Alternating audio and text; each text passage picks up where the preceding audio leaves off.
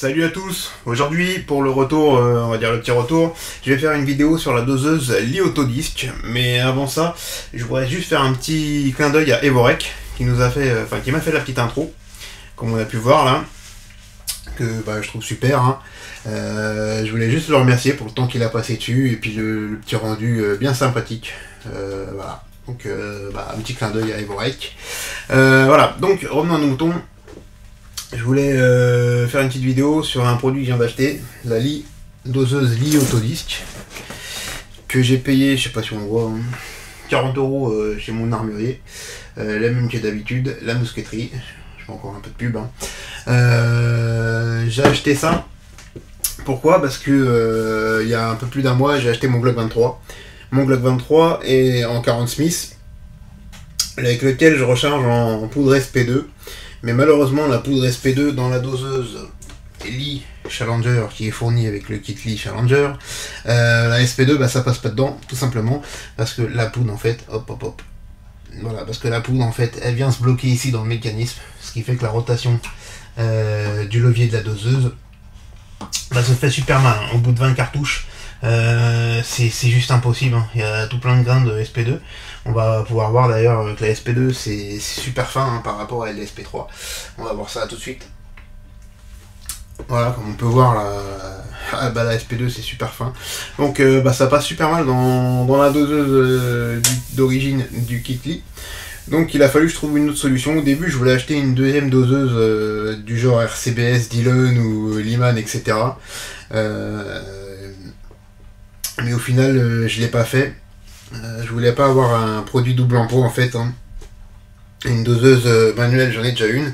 Surtout que dans mes achats futurs, je compte acheter une presse semi-automatique. Bon, je pense que je prendrai une Dillon. Enfin, ça c'est la petite parenthèse. Donc en attendant cet achat, je voulais quand même pouvoir recharger mon 40 en SP2 sans souci. Donc le compromis que j'ai trouvé, c'est cette petite doseuse Autodisc Li, qui n'est pas le même système en fait. Là c'est un système de, on va dire de rotation, hein, et sur l'autre c'est un système à tiroir sur l'Autodisc. Comme on peut le voir là, en fait elle est, je vais vous faire voir après avec quoi c'est livré. Donc là en fait c'est un système à tiroir. Vous voyez ici j'ai déjà mis un disque qui copain avec ma dose d'SP2. En fait le tiroir il se pousse et il vient distribuer la dose de poudre voulue. Voilà. Donc dans la boîte qu'est-ce qu'on a? On a la doseuse, hein. Voilà. Ça normalement c'est démonté. Donc on a la doseuse avec 4 disques. Des disques comme ça, hein, à différents diamètres. Ça va du plus petit à 30 qui monte jusqu'à 1,46, 57 même 1,57. Qu'est-ce que je peux dire de plus? Voilà, on a un petit livret explicatif avec quelques exemples. On va dire de charge, hein, enfin de correspondance de dose, avec beaucoup de marques de poudre, hein, plein de marques que je connais pas. Nous ce qui nous intéresse là-dessus ça va être Vita et Vectan. Mais bon, malheureusement il y a Vita, ça va, c'est quand même assez fourni comme on peut voir. Par contre Vectan il n'y a pas grand chose, hein. Ça va traiter la SP3, la SP10, SP9, SP7, SP8 et Tubal 2000. Malheureusement, sur ce petit livret, il n'y a pas ce qui m'intéresse, la SP2 et la BA10 aussi pour le 45, je vous expliquerai pourquoi après, je fais le 45 aussi avec. Voilà, donc dans la boîte on a ça. Il n'y a pas grand chose, vous me direz. En même temps, ça vient se mettre sur la presse monostation, aussi bien sur une liturette. Et si je dis pas de bêtises, il me semble aussi que ça va sur la Li Pro 1000. Voilà. Donc, comme on peut le voir, les plus grosses doses, c'est pas énorme. Donc avec ça, on fera pas du 308. C'est surtout dédié au calibre d'armes de poing et on va dire petit calibre d'armes d'épaule, genre de 22, de 23, 7,62, 39, enfin tous ces petits calibres qui montent pas plus d'un gramme et demi de poudre, on va dire, 1,80 g maxi, et encore, je suis même pas sûr que 1,80 g on les a. Donc tout ce qui est voilà, moyen calibre 308, 243, etc. On va oublier 708, tout ça on va oublier avec cette doseuse. Voilà. Donc comme je disais, c'est livré avec un petit manuel avec des références de correspondance de charge de dose, enfin charge de dose. Hein, voilà. Donc par contre dans le Malfatti, ce qui est bien, c'est qu'à la fin du bouquin de Malfatti, on a un truc beaucoup plus poussé avec des correspondances de dose et volumétriques. Voilà, pour la autodisque. Là, vous voyez, c'est marqué hein, autodisque, table des charges volumétriques. Donc voilà. Là, Malfatti, lui, il a traité beaucoup plus de poudre. Et en plus des trucs qui m'intéressent. On a BA10, AS, A1, BA9, A0, SP8, SP2, SP3. Bien sûr, tout ce qu'on peut voir ici en LR, c'est non recommandé. Dû à la trop faible charge.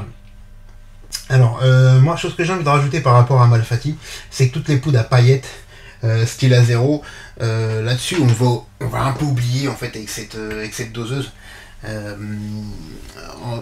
Tout simplement parce que ça passe pas très bien. Et on a vraiment des doses un peu trop aléatoires.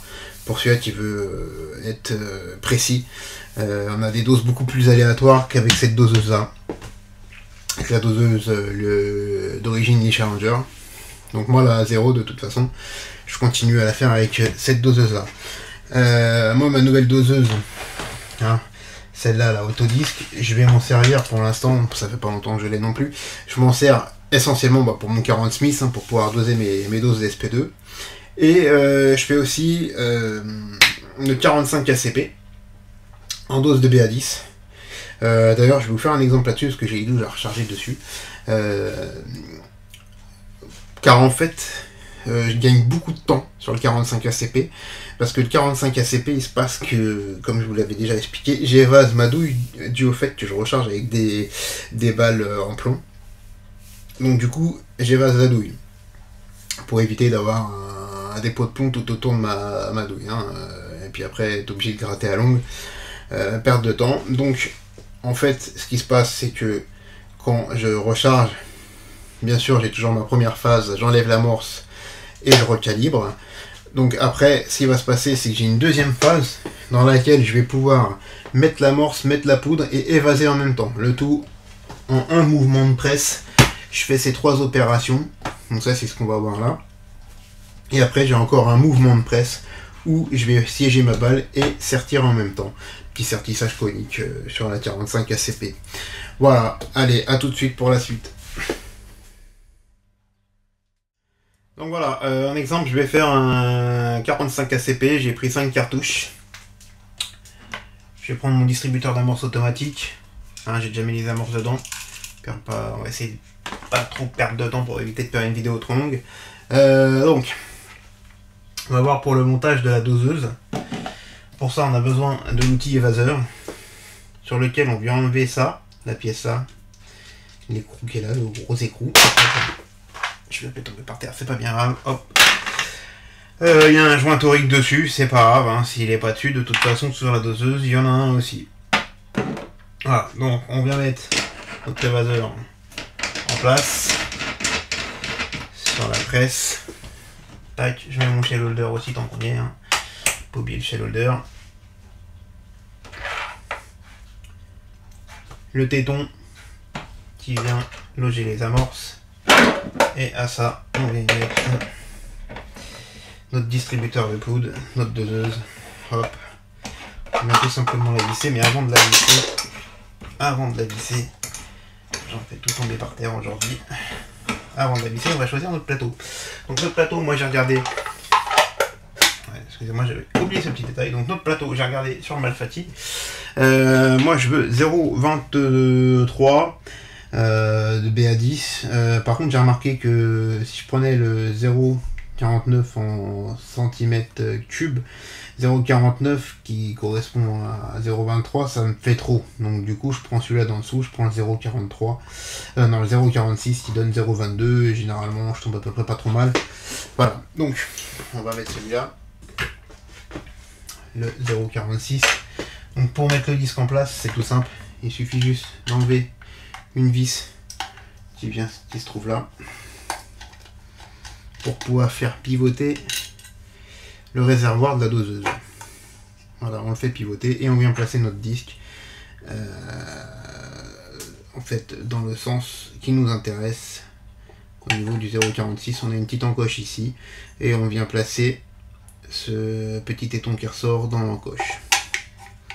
Voilà, donc là j'ai bien mis le 0,46, celui qui est préconisé pour 0,22 de BA10, 0,22 g de BA10. Voilà, donc on revisse tout simplement le réservoir. Voilà, on force pas trop, hein, c'est du plastique. On force pas trop.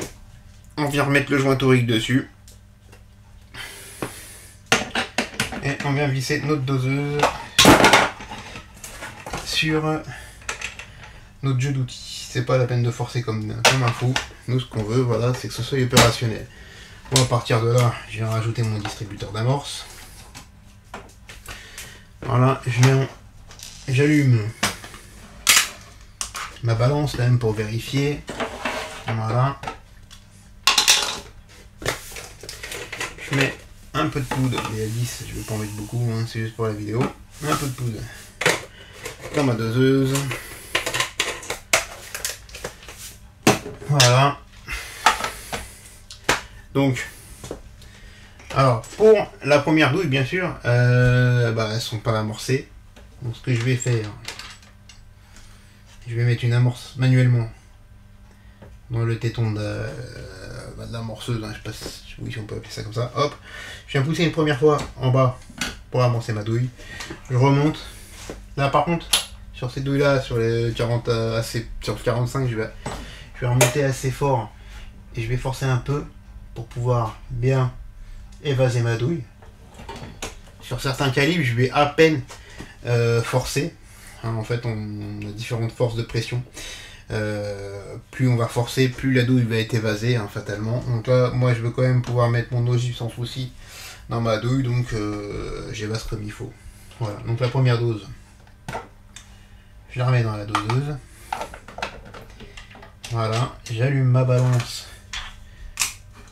Je mets mon petit plateau que je tare. En grammes, c'est mieux. Voilà. Et là, je vais mettre ma dose de poudre. Et en même temps que je mets ma dose de poudre, quand je suis là-haut, je vais venir placer une amorce pour la prochaine douille. Voilà. Donc là, j'ai ma dose de poudre. À mon avis, il y en a trop. Je me suis peut-être trompé. Non, 0,24, c'est un peu fort. Un peu fort, moi. Le problème avec ces choses-là, c'est qu'on peut pas vraiment choisir la dose vraiment comme on veut. Parce que après, malheureusement, en BA10, je passe en dessous, je passe à 0,20. Donc, voilà, il faut trouver le juste milieu. Mais là, ma balance, elle vient de se stabiliser à 0,23,5. Donc, bon, c'est pas mal. C'est pas trop mal. Donc là, je peux remettre la poudre dedans. J'ai vérifié mon chargement. Donc là, hop, je mets ma poudre dans ma douille. Hop, je passe à la suivante.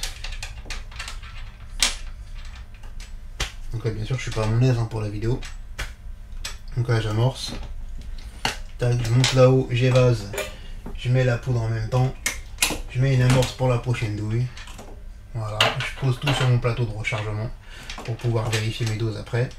Hop, on recommence l'opération, on amorce, on remonte là-haut, on met la poudre, on met une amorce pour la prochaine, etc. etc. Voilà. Tac. Alors, faut quand même faire attention à ce qu'on fait. Parce qu'on a vitesse mélanger les pinceaux. Mais ceci dit, allez, là je viens d'amorcer, évaser, mettre ma douille et mettre la poudre. Tout ça en une action. Voilà, bon, ça c'est pas grave. Pour la dernière douille, voilà. Donc là, j'ai toutes mes cartouches qui sont amorcées et évasées. Et avec les douilles, les doses de poudre. Donc là, je sais pas si j'arrive à avoir la mise au point. Donc là, on vérifie. Hein, comme sur la vidéo de la BA10, on vérifie que les doses soient cohérentes. Là, c'est le cas. Donc là, après ça, il me restera plus qu'à mettre les ogives en place. Et voilà quoi. Je pense que c'est pas la peine que je vous fasse voir la phase de mise en place de l'ogive, hein. Ça, je l'ai déjà. Je ferai une vidéo plus approfondie là-dessus. Donc voilà, grosso modo, le principe de base de cette doseuse, hein, et la façon dont on s'en sert. C'est vrai que sur une monostation, faut quand même être vraiment vigilant à ce qu'on fait. Pas oublier l'amorce, etc. Mais si on fait attention, bah, ça marche très bien. Voilà, bah, si vous avez des questions, n'hésitez pas à me demander. Voilà, à me demander, et je vous ferai me ferai un plaisir d'y répondre. Voilà, sur ce, je pense que j'ai rien oublié. Et je vous dis à plus pour de prochaines vidéos. Ciao!